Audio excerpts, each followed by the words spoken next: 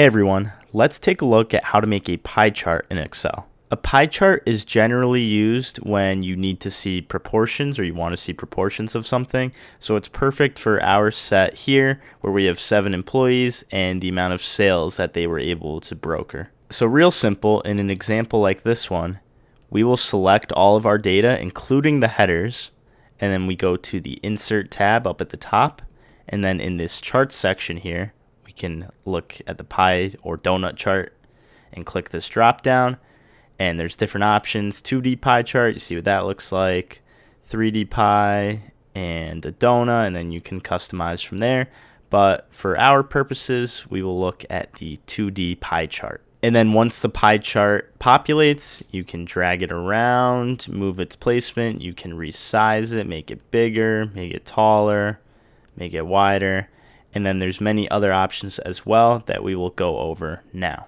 So one of the things you can do right off the bat is you can double click the chart title, and you can title it whatever you want. Instead of sales, we will choose the title Sales by Employee for our chart.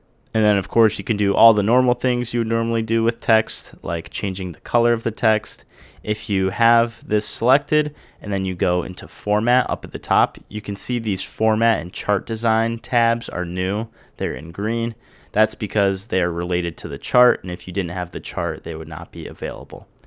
So again, we have our text selected, and for text fill, we can make this black so it stands out a little bit more.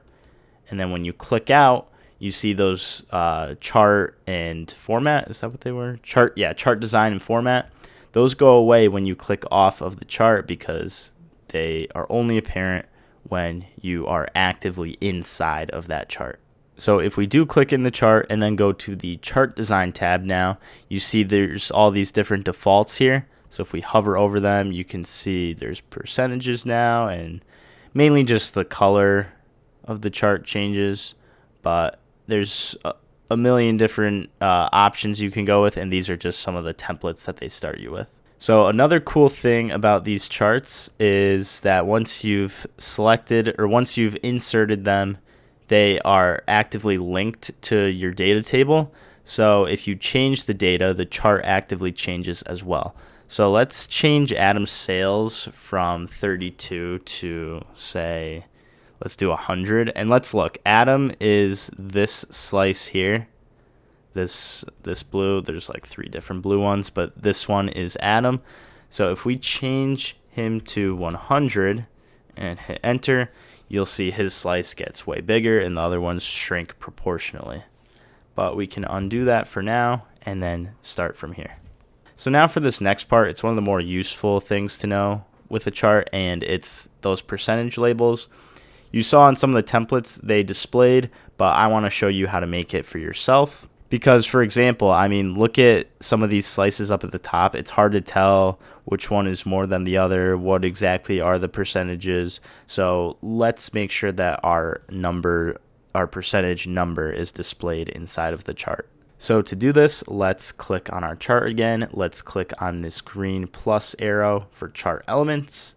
And then we can click this data tables tab, which was not selected before. And now you have the percentages listed, but this obviously doesn't look great. We need to change the color. You can't even see some of the numbers. So if we go back to chart design at the top, and then all the way to the left is add chart element. So this is basically the green button, but just in a different spot. There's 2 ways to get to it. So if we select add chart element, go down to our data tables and more data label options.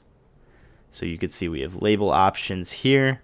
Actually, this isn't even showing the percentage, it's showing the value. So like Evan, 56, he had 56 sales.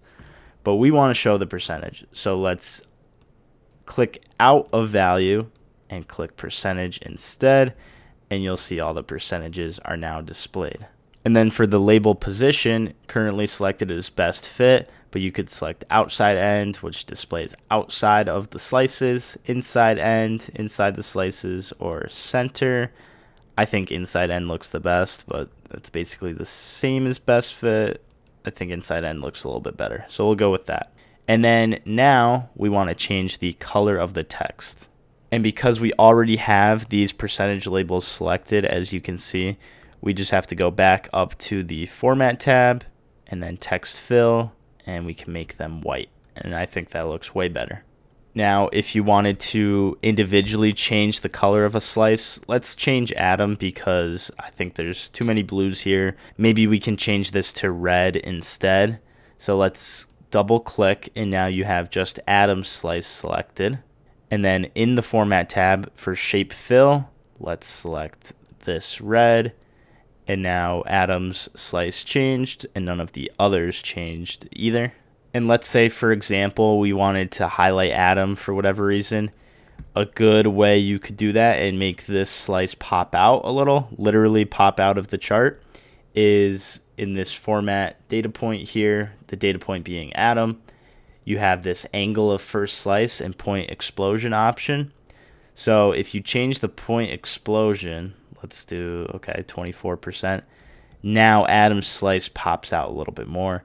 But it's going into the title, so we can play around with this. We can lower the point explosion a little, or something else we could even do is change the angle of the first slice.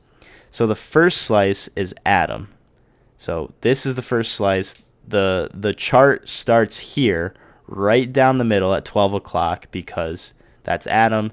The angle of the first slice is 0 degrees.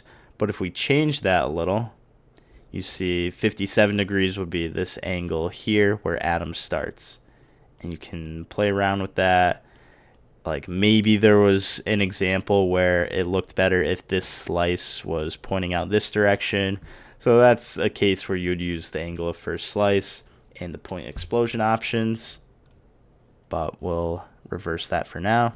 And one last thing I'll show you regarding the point explosion is if you click on, so let's click out. Let's click on the entire chart. So now all of them are selected. And then if you do the pi explosion, I guess it's not point explosion, it's the pi explosion. Now if you do 12%, they all are kind of separated. I don't know exactly when you would want to use that. I don't think it looks that great.